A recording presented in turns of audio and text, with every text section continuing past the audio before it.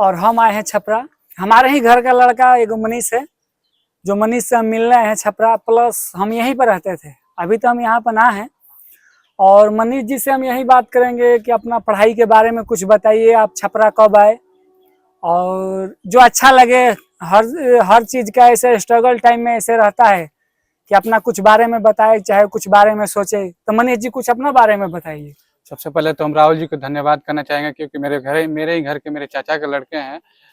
ये हमारे ही बैच के, जैसे साथ ही में हम लोग ग्रामीण क्षेत्र में जब पढ़ते थे 10th तक साथ ही में हम लोग चैनपुर हाई स्कूल से पढ़े हुए हैं। और साथ ही में हम लोग एक ही साइकिल पे जाते थे, क्योंकि हमारे पास उस टाइम एक ही साइकिल थी। और हम दोनों भाई का यही नीति था कि आप एक साइड से आप चलाइए तो दूसरे साइड से ये चलाएंगे। और मजे मजे में हम लोग की जीवन जो भी थी, हमारे सहपाठी भी थे।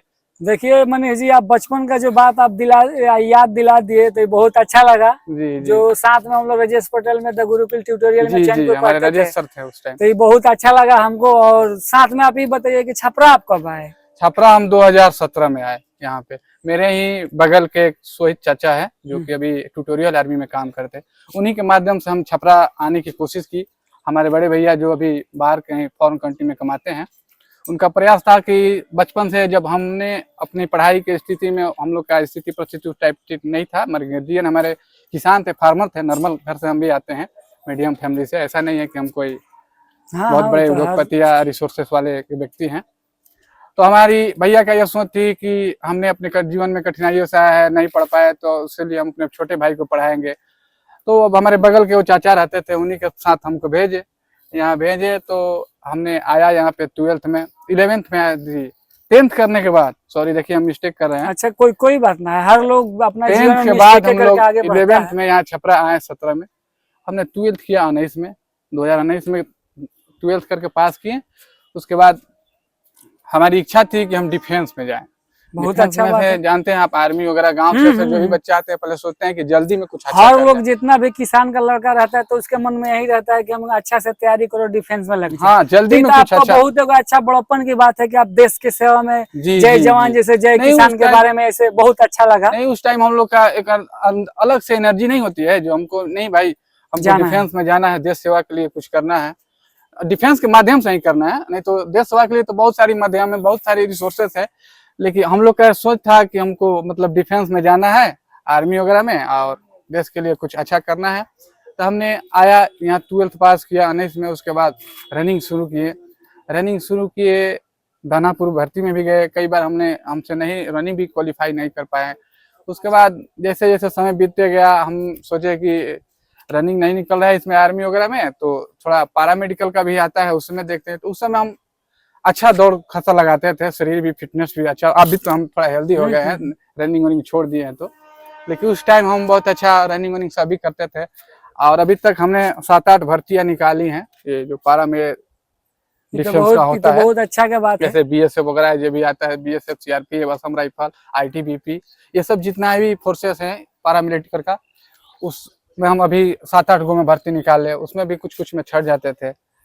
फिलहाल अभी ऐसे तो आपका लगाव डिफेंस से बहुत अच्छा रहा। डिफेंस से हमारा शुरू से लगाव था, हमारा सोच भी था कि हम डिफेंस में जाना। इसके बावजूद जैसे जुनून भी था उस टाइम। इसके बावजूद जैसे हम भी ऐसे अगर देखे तो 19 और प्लस 26 चल रहा है, तो 4-5 साल का अंतराल है करीब हुआ जी। तो इसके बावजूद अभी तो आपका क्या बोलते हैं, एजुकेशन कितना हुआ कुछ तो? अभी तो हम फिलहाल देखिए, हम आपसे बता नहीं थे कि 19 के बाद हमने 12th कर लिया। उसके बाद ग्रेजुएशन इग्नू में एडमिशन कराया, जो इंदिरा गांधी राष्ट्रीय ओपन मुक्त विश्वविद्यालय है। आप लोग उसके बारे में जानते भी होंगे। हमारे घर के सभी लोग लगभग इग्नू से ही ग्रेजुएशन पास किए हैं।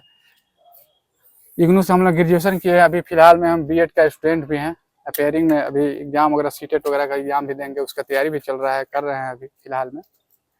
और यही सब हमारा अभी एजुकेशन लाइफ है, जो कि मतलब B.Ed तक हम अभी पहुंचे हुए हैं।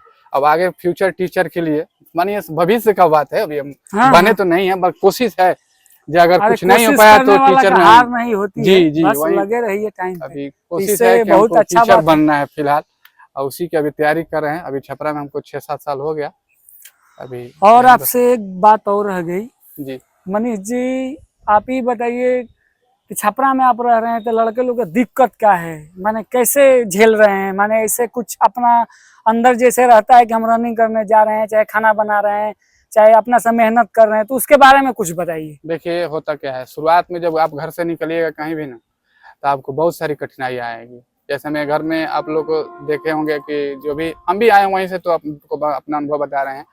आपके घर में है जो अपना जो भी है खाना बनाते हुए मिलेगा, घर से खाना खा लेना है, कपड़ा खींचा हुआ माँ खींच देगी या बहन खींच देगी या भाई जो भी है घर के रिलेटिव का सब वो खींचते हैं। आपको खींचे खिंचाई नहीं होता है, जो सब कुछ मिलता है, कपड़ा उपड़ा आप पहनिएगा, मौज मस्ती में रहता है।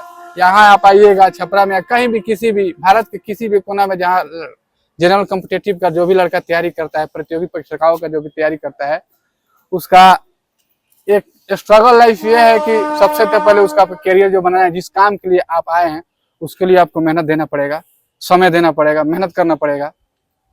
और दूसरा, आप जो दैनिक जीवन में आपकी जो भी कार्य है, जैसे मान लीजिए खाना बनाना है, कपड़ा खींचना है, ट्यूशन भी जाना है, फिर सोना भी है, वगैरह वगैरह बहुत सारी कठिनाइयों से यहाँ झेलना पड़ता है मतलब स्टूडेंट को। उसके बाद कुछ पैसा का भी प्रॉब्लम है, मिडिल क्लास के बच्चे के पास एक्स्ट्रा ऑर्डिनरी पैसा नहीं मिलता है, जो भी मिलता है लिमिटेड पैसा मिलता है, जिससे कि अपना वो नहीं होता है कि अपना स्टूडेंट लाइफ का बस गुजारा चल सके। हाँ, उससे अधिक ऐसे मनीष जी आपसे तो मिलकर बहुत अच्छा लगा। जी जी, हमें भी इसके लिए आपको धन्यवाद। चलिए, थैंक यू, बहुत बहुत धन्यवाद, आप आए।